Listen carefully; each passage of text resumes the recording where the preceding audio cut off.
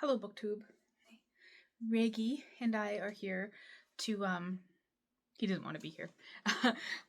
I'm here to do a kind of like recent reads type thing. I got cat hair all over my face. Yeah. So I'm just gonna tell you what I've recently been reading. These are not like all the books I've read. I'm not keeping track this year, and I'm covering cat hair. Oh well. What was I saying? Right. I'm not keeping track of my reading this year, so these are books that I've recently read and had thoughts about. There's other books I've read that I didn't feel compelled to write notes on, but these ones I did, and I'm just gonna go through my notes. So I had a lot of thoughts about Batman Knightfall. Apparently, I wrote 2 whole pages on that book. So this is the Bane story. So it's volume 1, I should say. So Bane sets out to defeat Batman. He thinks Batman is his ultimate foe. Yeah. Anyways, and Batman's not doing so hot. What it really came up a lot was that then JP, the John Paul, I can't remember his superhero name because my brain's but John Paul takes over as Batman. Yeah. So yeah, my main question was what makes Batman Batman? Is it Bruce Wayne, or can anyone just put on the costume? The symbol that Batman creates, is that what matters more than actually Bruce Wayne being Batman? What about Bruce as Batman makes him different from JP as Batman? And so I did a chart. Here, you want to read? Can you read my handwriting? So Bruce, I said, what does he have? He has money. JP has the system. I don't want to spoil and go through superhero lore. Just if you know, you know. It doesn't matter if you don't know. Bruce wants control, but JP was brainwashed in the past, so he's not, it's just like, Bruce has the moral code, don't kill, which JP's willing to kill if it's necessary. There's a certain level of violence with Bruce Wayne, but then I'm just going to keep calling him JP, because that's what my notes say. I know it's John Paul, but JP, increased level of violence. I don't know. I heard Bruce is brunette and JP is blonde, as if that makes a difference. Family is devoted to Bruce, and Bruce is devoted to his family. JP, I don't know about his relationships, so. And the moral code. I found myself asking a lot of questions about the moral code of Batman of not killing, because JP raises those questions, especially in Knightfall. Would it be better just to kill the bad guys? So, the idea is that you do not kill because it makes you like the villains you are fighting. But it also raises the question of how many people have died after villains have escaped prison multiple times. Could Batman have saved more lives if he had just killed the villains in the first place? Is the moral code just to protect... And then I asked, is the moral code just to protect Batman's sense of identity, the thing that separates him from those he fights? So how important then is personal morality as opposed to this idea of the greater good? Should Batman lose himself, his moral code, in order to protect more people? And so it's very Bruce Wayne, Batman, is very capable of crossing that boundary from good guy to bad guy. I can see that throughout Batman history. He's a very dark, mentally deranged person, right? So if he broke the code, would he then be pushed over into being a bad guy?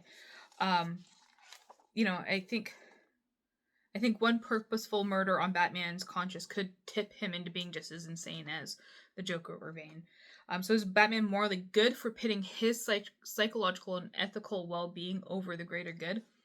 And would JP's decision to kill Bane then have been a good thing overall? Because JP doesn't deal with that moral qualm. and then we get Anarchy, who's not the idea of anarchy, but the Anarchy, the character. He thinks that the villains wouldn't exist if Batman wasn't in Gotham. So Batman wouldn't exist without the villains, but is the reverse also true, that the villains wouldn't exist without him? So Bane's goal was to defeat someone worthy of fighting Bane, and would he have gone to Gotham and did what he did if Batman wasn't there? So thinking about what motivates the bad guys, and is it really just their evilness, or the willing for chaos, or is it defeating Batman, having him as a challenge? That's what I wrote about, like mutual purpose, external sources of motivation, the sense of identity for both Batman and villains, defining yourself as what you are not. And then I thought very practical reason for Batman won't kill his villains is so that the authors and writers and everything could bring them back, because like the Joker's a good character, not like morally good, but he is a fascinating character to read about. Yeah, those are my ideas on Batman Knightfall. I talked about that for 5 minutes. And then I read Never Let Me Go, and I didn't write a lot of notes about Never Let Me Go because I talked to someone about they recommended the book to me, and so I talked to them about the book. And I'm so glad I read this book, just a lot. So for me, and the person I was talking to, our biggest question was about like what was Kathy's personal motivation. So I'm going to talk about spoilers here. So if you haven't seen Never Let Me Go, just skip until you stop hearing me say Never Let Me Go or Kathy or something like that. So Never Let Me Go is about kids who are raised as they're clones, to be raised as like giving their body parts to people. So that's like their purpose in life. It's a lot more complicated than that. But yeah, that's the basic idea. So my biggest questions going into it were about not going into it, coming out of it actually. It was about Kathy's motivations. And like, why did she let herself get pushed too far by people? And was her reasoning of love a good enough reason? So like, how much of yourself do you sacrifice for love? And we're not just talking about like romantic love. It's also like a friendship love as well. And how do you, or should you, love someone even if they hurt you? This was particularly in the relationship between Kathy and her best friend Ruth, and how often Ruth sought out to like maliciously hurt her, and how Kathy just kind of took it because she loved Ruth. And I thought at points that Kathy was very passive, or than the person I was talking to raised, were her actions rooted in love. So she was actually active in love instead of passive in life. I don't know if that makes sense. Right. And then I really related to Kathy a lot. We both have like similar jobs. We're both like, she was a carer. So she kind of like took care of people who were donating their organs. And I work in a healthcare field. I'm in mental health right now, but I was in like home care and helping people in that sense. Yeah. And other things that I don't want to talk about. Okay. Then I read Vanishing World by Sayaka Murata, and she's one of my all-time favorite authors. I always come out of her books being like, did she just change my like ethical thinking on this topic or what? So Vanishing World is about a world where people no longer have sex. And that's like the basic, as I said, this is the very basic premise. And I thought it was interesting. I just wrote a list of like possible issues that it could be talking about, such as flipping the head on asexual and allosexual. So like the society thought sex was gross, but we following a character who doesn't think that. So that was really interesting. I thought it also was like a bit of a commentary on the 4B movement in Korea. So and then the trending preference to remain single worldwide, I think, at this point. commenting on the declining birth rate as well. This idea of the connection between love and sex. Also about parasocial relationships, because they have, in the book, they have relationships. They fall in love with fictional characters. So this idea of like parasocial relationships with fictional characters. It also toys with the concept of family, in that like your husband is, or your husband or your wife is not someone you have sex with. They are more like a brother or a sister. And then there's taboo around sex taken to the extreme. And then this idea of gender, because men can get pregnant, so it plays a lot with this idea of like non-binaryism. Plays with the idea of being non-binary too, as like the kids growing up are not genderized. Does that make sense? The kids all kind of like look the same. They're treated the same. They're not like you're a boy and you're a girl, because it didn't matter in the context of the story. And then men can literally get pregnant as well. Okay. So, the place where they lived, Chiba, becomes like this factory. It talks a lot about indoctrination, how there's no individualism, even down to like facial expressions, because if you're all raised together as a group, by the same people, that you all eventually use the same facial things that you learn, and that made the kids indistinguishable, almost. And then I thought about like what happens to creativity when there's no differences or hardships.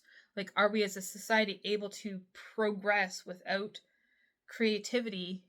And can we develop creativity without going through hardships and being different? And it also reminded me a lot of Brave New World. But Brave New World was a lot more pro-sex than this. And then this idea of normal is that our main character, Amine, she is very adaptable. She's very obsessed with being normal, whatever that means in the context that she is in. So it's just adapting to whatever environment she was in.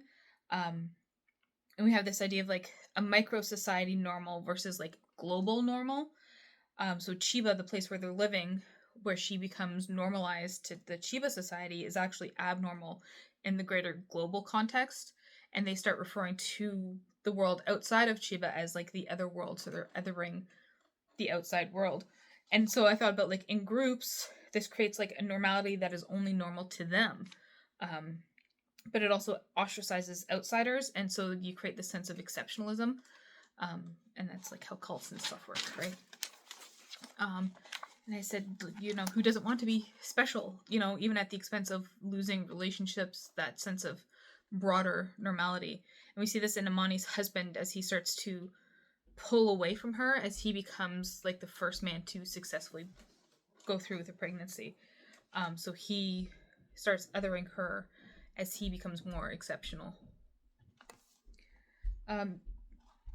Yeah, what else did I write? I think I'm going to stop there. There's a lot of other notes on that, but the ideas of othering and cult-like behavior. Because I also want to talk about Ancillary Sword by Anne Leckie. This is the sequel. So in the first book I'll tell you about, we're following a ship. And that seems weird. Like, we're not following the people. Well, okay, how do I explain it? We're not following the individuals who crew the ship. We are following the ship and its ancillaries, which are like, it's like the ship in human form. Does that make sense? And it like is part of the crew. Yeah. In Ancillary Sword, we are following one of those ancillaries who has been elevated to captain. Not captain. What's the thing above captain? I can't remember what the word is, but like in charge of like more than just one ship kind of thing. I'm all over the place, but yeah. So the thing that stands out most to me, and I forgot about this from the first book, I don't know why, but the thing that stands out to me most about this series, this Ancillary series, is that the idea of gender is really interesting because there's no he him pronouns. There's only she her pronouns and like I we they. But like when you refer to a single individual person, it's either she or her. Um, so yeah, it's interesting because it kind of upsets this kind of default vision of white cis male as being the like default when you read about something. Um, it's interesting because like then you think about everyone as female. So gender doesn't affect characters except what our own, the reader's own personal experiences and opinions bring to that idea of gender. So that's I thought that was interesting. That just by not using he him pronouns, that comes up, right? A lot of Ancillary Sword was about the working class and class warfare. And then we have Breck, who is, I mean, they're not, I think they're kind of like classless, not as in like they're not classy, but as in like they aren't from the upper or lower middle class. They were a ship, right? they didn't grow up in this kind of stuff. But they are, by virtue of their position now, she is, by virtue of her position now, upper class. And like really upper class. And so she, like, and her crew are intruding on working class issues, thinking that they know what's best and how to fix them. And I thought that was interesting. So like Breck was trying to fix the undergarden without input from the residents. And the residents got angry about that. Saying like, listen, like, you can't just come in here and just start changing things. Like, this is a society and you need to, understand how things are. And there was also like security guards who were shooting first, not asking questions, for the small crime of like writing graffiti. So like it was interesting getting that idea of like class and like commentaries on race warfare as well. Right, yeah. And then we have this idea introduced of indentured servitude, also known as slavery. This idea of keeping workers in debt, keeping the price of necessities too high, keep people working so much they don't have time to organize. I wrote down here a little ick at the elite that cares being the savior. Like hoping someone like Taylor Swift would actually use their money and influence for good instead of just hoarding their wealth while people starve, right? Like, this is like a dream some people have instead of, waiting for someone to come and rescue them. And it was interesting. I was reading this the whole time thinking like, this is like a military science fiction genre, but there's not a whole lot of action going on. And it didn't bother me. Normally, you get a lot of more battles and stuff, but this is more about like the diplomatic political aspect of it. And it didn't feel like slow paced because of that. Like it was still a very well paced book. And another thing I want to say about this book is that it's a sequel, but I didn't feel like I had to go back and read the first one in order to understand stuff. There's just enough information from the previous book that was alluded to that I could easily read this one without having reread the first book, which was like maybe 2-3 years ago at this point. So I think actually a sequel specifically is really lacking if it doesn't actually do this and do this well. And you have to keep rereading the series over and over again to keep remembering it. So ways I thought that Lucky the author did it was by like introducing the past drama to a new character who is ignorant of it before. But not like info dumping it, just kind of like sharing like a normal conversation. It was through characters' thoughts, so their reflections on past events as well. And I said here again, it was not in a forced or artificial way either. It just kind of flowed really well with the story. So that's my thoughts on books that I've recently read. I don't know when I read them, and I read more than that, but those are ones that just kind of really stood out to me that I wanted to share with you. Let me know if you read these and your thoughts on them. particularly if you think Batman's moral code is good or not. I think that's a really interesting topic. Yeah, thank you for watching.